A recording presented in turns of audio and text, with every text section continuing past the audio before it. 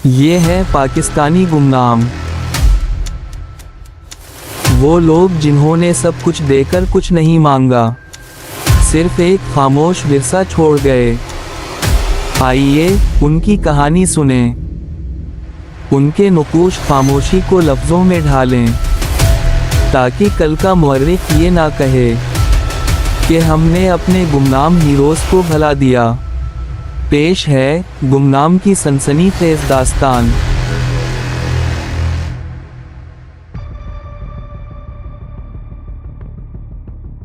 तैमूर ने दूरबीन आंखों से लगाकर देखा और बेसाख्ता बड़बड़ाया, ये तो मिलिट्री चौकी लगती है और बंदे भी मौजूद हैं, लेकिन इस पहाड़ की चोटी पर और इतनी खतरनाक जगह पर ये चौकी क्यों है? मुझे तो कुछ समझ नहीं आ रही।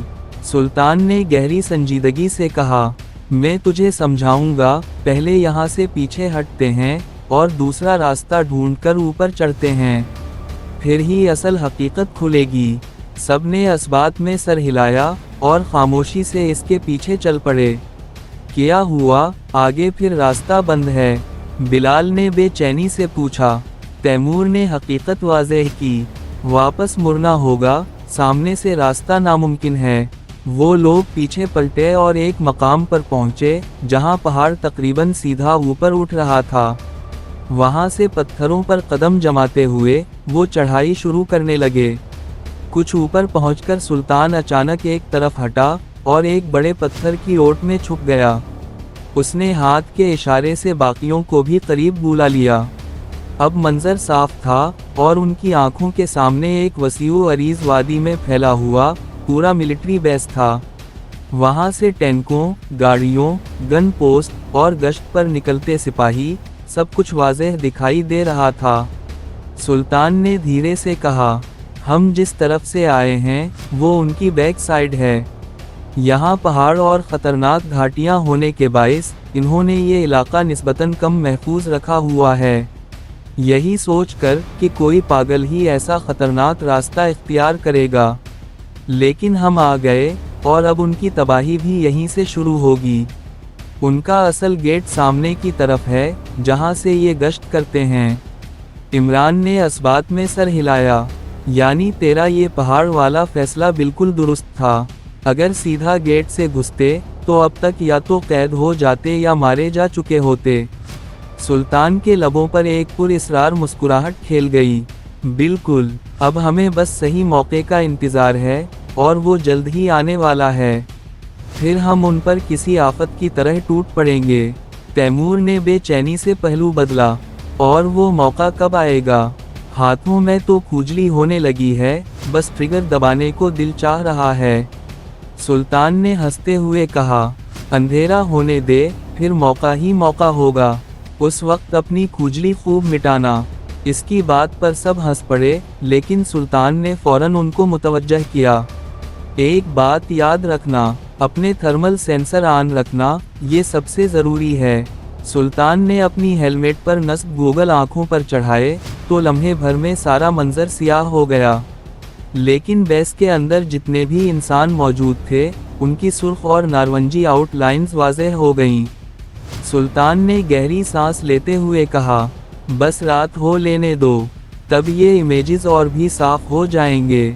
बिलाल ने ज़रा फिक्रमंदी से कहा, लेकिन अगर इन्होंने भी यही टेक्नोलॉजी इस्तेमाल की हुई हो तो फिर तो हम पकड़े जाएंगे। सुल्तान के लबों पर मुस्कुराहट लौटी, तब भी नहीं, हमने हर हाल में अपने वजूद को ढांप कर रखना है, यहाँ तक कि हमारी सांस भी बाहर ना जा सके। इसने जेब से छोटे सिलेंडर निकाले जो बिल्कुल बॉडी स्प्रे जितने थे, उनके साथ मास्क भी अटैच थे। मैंने ये ऑक्सीजन सिलेंडर उसी दिन खरीद लिए थे और आज वक्त आ गया है कि उनका असल इस्तेमाल हो। ये देखकर तीनों हैरत से उसे देखने लगे। सुल्तान ने रुमाल नीचे खिसकाकर मास्क चेहरे पर लगाया और फिर दोबारा रुमाल ऊपर खींच लिया। अब उसके मुंह की भाप तक बाहर नहीं जा सकती थी। सुल्तान ने सिलेंडर पॉकेट में डाला और पुरअज़्म लहजे में कहा, अब हम पूरी तरह तैयार हैं। आज रात ये पहाड़ और ये बेस हमारी मौजूदगी को कभी भूल नहीं पाएंगे। वो तीनों भी अपने मास्क लगाकर सुल्तान के पीछे बढ़ गए। अंधेरा फैल चुका था, लेकिन कमांडर की बेचैनी कम होने के बजाय बढ़ती ही जा रही थी। उसे समझ नहीं आ रही थी कि इसके साथ ऐसा क्यों हो रहा है। जब से डैनियल यहाँ आया था, इसके दिल में बार बार एक ही खदशा सर उठा रहा था कि कुछ बुरा होने वाला है। अपने कमरे में वो बेचैनी से टहल रहा था और बार बार घड़ी की तरफ देखता। पहले सब कुछ मामूल के मुताबिक था, लेकिन जब से डैनियल पार्टी ने ये बेस अपने कंट्रोल में लिया था, इसके दिल में उन लोगों के खिलाफ नफरत की आग भड़क उठी थी। वो पहले इस बेस का असल कमांडर था, लेकिन अब बस नाम का कमांडर रह गया था, क्योंकि हर हुक्म सिर्फ डैनियल का चलता था। वो नहीं जानता था कि डैनियल किसके इशारे पर यहाँ अहकामात सादिर करता है। इसकी मुलाकात हमेशा सिर्फ डैनियल के नुमाइंदों से ही होती थी। बदले में रकम तो अच्छी खासी मिल जाती थी, मगर बहरहाल उसे ये नौकरी एक आंख ना भाती थी। लेकिन चाहकर भी वो कुछ नहीं कर सकता था, क्योंकि इसके आला अफसरान ने ये मुआहिदा यहूदियों के साथ तय कर रखा था। इसकी दिली ख्वाहिश थी कि ये बेस दोबारा इसके कब्ज़े में आ जाए और यहूदियों का गुरूर व तकब्बुर खाक में मिल जाए। कमरे में टहलते टहलते वो मेज़ तक आया और वहाँ पड़ा वायरलेस उठा लिया। निगरानी ठीक तरह से हो रही है ना? मैं नहीं चाहता कि कोई भूल चूक हो और नुकसान हमें भुगतना पड़े। हर तरफ गार्ड्स की तादाद बढ़ा दो और हाँ, पिछले पहाड़ों की तरफ भी इजाफी नफरी तैनात कर दो। बुरे वक्त का कुछ पता नहीं होता। वो ताज़ा अहकामात जारी करते हुए दोबारा मेज़ तक आया। वहाँ रखी हुई शराब की बोतल से एक गिलास भरकर चुस्कियाँ लेने लगा। कमरे की खिड़की से वो सामने का मंजर देख सकता था, जहाँ पहाड़ की चोटी पर पत्थरों से बनी एक इकलौती इमारत खड़ी थी। उसे मालूम नहीं था कि वो इमारत किसने बनाई है और वहाँ कौन रहता है, मगर रोशनियों से अंदाज़ा होता था कि वो जगह मुसलसल इस्तेमाल में है। वो खिड़की के पास खड़ा हो गया और नज़रें उस इमारत पर जमा दीं। रात के सन्नाटे में वो रोशनियाँ और पहरा वाज़ेह दिखाई दे रहा था। अचानक ही बेस के अलार्म पूरी शिद्दत से बज उठे। कमांडर संभल भी ना पाया था कि फायरिंग शुरू हो गई। साथ ही हर तरफ चीख व पुकार मच गई। ऐसा लग रहा था जैसे कई दुश्मन दस्ते अचानक धावा बोल गए हों। फिर यकदम एक ज़ोरदार धमाका हुआ और पूरी मिलिट्री बेस अंधेरे में डूब गई। वो लोग खामोशी के साथ बगैर किसी रुकावट के बेस के अंदर दाखिल हो गए। सर्च लाइट्स रोशन थीं, इसीलिए वो पूरी एहतियात के साथ रोशनी के दायरे से बचते हुए आगे बढ़ रहे थे। सबसे पहले बेस का इलेक्ट्रिक सिस्टम नाकारा करना है। मैंने देख लिया है कि यहाँ कोई ट्रांसमिशन लाइन नहीं आ रही। ये लोग खुदकार जनरेटर्स के ज़रिए अपनी ज़रूरियात पूरी करते हैं। सुल्तान सरगोशी के अंदाज में बोला तो बाकी सबने असबात में सर हिला दिया। हवा में मौजूद हल्की सी गड़गड़ाहट यकीनन जनरेटर्स ही की थी, जो बेस की मशरिकी सिमत से आ रही थी। वो दबे पांव उसी तरफ बढ़े और कुछ देर बाद जनरेटर रूम तक पहुंच गए। दरवाज़ा बाहर से बंद था, इसका मतलब था कि अंदर से कोई खुफिया रास्ता होगा जिसके ज़रिए वो लोग वहां आते जाते हैं। सुल्तान ने बैग उतार कर लॉक कटर निकाला और ताले पर जमा दिया। हल्की सी क्लिक हुई और ताला टूट गया। वो लोग दरवाज़ा खोलकर अंदर दाखिल हुए। सामने 3 बड़े साइज़ के जनरेटर्स पूरी कुव्वत से चल रहे थे और बिजली पैदा कर रहे थे। उसने पहले उनका जायज़ा लिया, लेकिन वो इतने बड़े और भारी थे कि इन्हें खोलना मुश्किल था। कुछ लम्हे सोचने के बाद उसने बैग से छोटे साइज़ के बम निकाले। उनके टाइमर सेट किए और एक एक करके जनरेटर्स पर लगा दिए। फिर वो लोग खामोशी से वापस निकलने लगे, मगर बदकिस्मती से जैसे ही वो बाहर निकले, एक सिक्योरिटी गार्ड उनके सामने आ गया। इन्हें देखते ही वो चिल्लाया, होल्ड, और अपने कंधे पर लटकी राइफल का रुख उनकी तरफ कर दिया। लेकिन वो पहले से तैयार थे। सुल्तान ने फौरन अपनी साइलेंसर लगी पिस्टल निकाली और एक ही फायर से उसका काम तमाम कर दिया। मगर ऊपर चौकी पर मौजूद गार्ड ने ये मंजर अपनी आंखों से देख लिया था। उसने फौरन ही मशीन गन का बर्स्ट चलाया। अगर वो चारों वक्त पर छलांग लगाकर दीवार के पीछे ना छुप जाते तो यकीनन वहीं उनकी मौत लिखी जा चुकी होती। मशीन गन का शोर काफ़ी था कि पूरी बेस मुतहर्रिक हो जाए।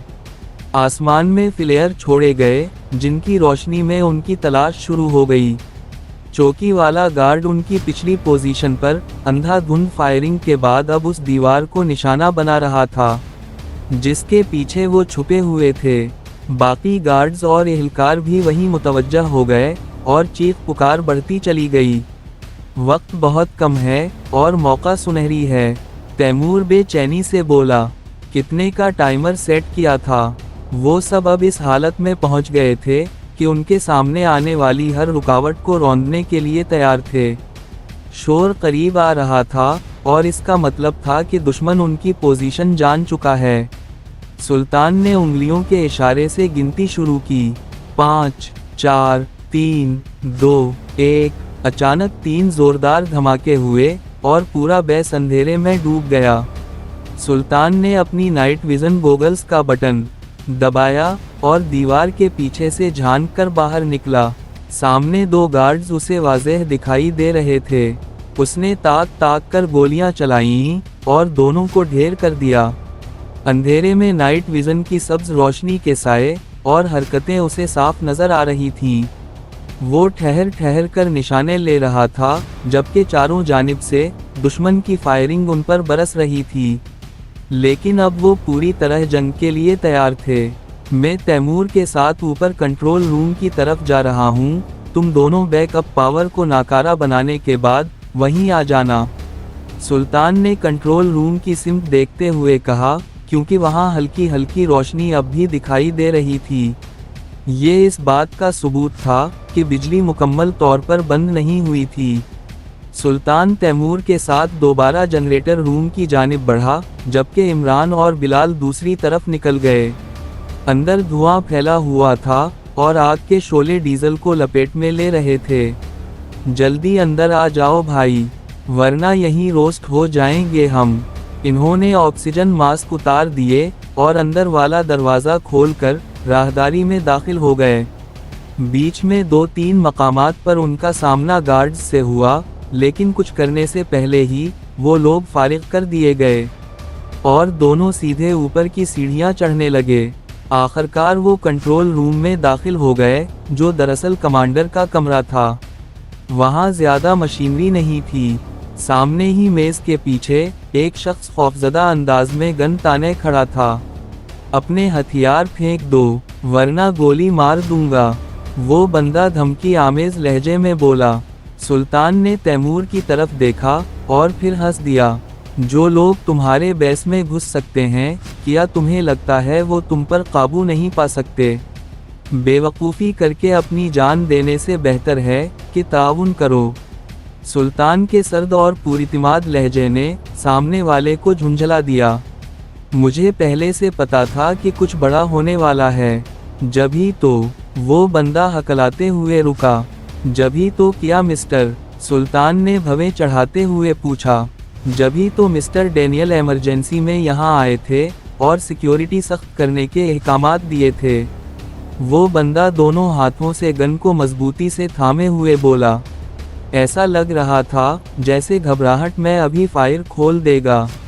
कहीं तुम डेनियल ब्राइट की बात तो नहीं कर रहे? सुल्तान ने तस्दीक चाही। हाँ वही, लेकिन तुम लोग उसे कैसे जानते हो? अब की बार उसके माथे पर भी पसीने की बूंदें उभर आईं। सुल्तान के लबों पर एक कमीनी मुस्कुराहट फैल गई। क्योंकि हमारी दुश्मनी तुम्हारे उसी बोस से है और हम उसे ही ख़त्म करने यहाँ आए हैं। ये सुनते ही इस बंदे का हाथ ढीला पड़ गया और गन नीचे हो गई। वो मेरा बॉस नहीं है और ना ही मैं कभी चाहूँगा कि वो मेरा बॉस बने। ये मिलिट्री बेस नॉर्वे की अपनी है जो नेटो के इश्तिराक से चल रही है। लेकिन कुछ अरसा पहले यहूदी यहाँ आ गए और ऊपर के लोगों को राम करके सारा सिक्योरिटी स्टाफ भी अपना लगवा लिया। मुझसे हमेशा डीलिंग सिर्फ डेनियल ही करता था। और कल ख़राब मौसम के बावजूद डेनियल खुद यहाँ इमरजेंसी में आया, हमें सिक्योरिटी सख्त करने के अहकामात दिए और फिर वापस चला गया। वो बंदा संजीदगी से बोल रहा था। सुल्तान ने भी आहिस्ता आहिस्ता अपनी गन नीचे कर ली। इसका मतलब है, कल जो काला हेलीकॉप्टर आया था उसमें डेनियल ही था। इसने दोबारा तस्दीक चाही। हाँ, वही था, कमांडर ने संजीदगी से जवाब दिया। मैंने उन यहूदियों को कभी पसंद नहीं किया। ये हर जगह पहले आराम से आते हैं, फिर ज़बरदस्ती मुसल्लित हो जाते हैं। लेकिन तुम लोग, क्या तुम वही हो जिनकी वजह से डेनियल मुझे अपनी ज़िंदगी में पहली बार परेशान नज़र आया? सुल्तान ने गहरी मुस्कुराहट के साथ जवाब दिया। हाँ, हम वही हैं। डेनियल की मौत, समझ लो, हमारे हाथ में है। लेकिन तुम कौन हो? ये कहानी आपको कैसे लगी? अच्छी लगी तो वीडियो को लाइक और चैनल को सब्सक्राइब करें और बेल आइकन भी दबा दें ताकि नई वीडियोस आप तक फौरन पहुंचें। मिलते हैं अगली वीडियो में, तब तक के लिए हमें दें इजाज़त। अल्लाह हाफिज़।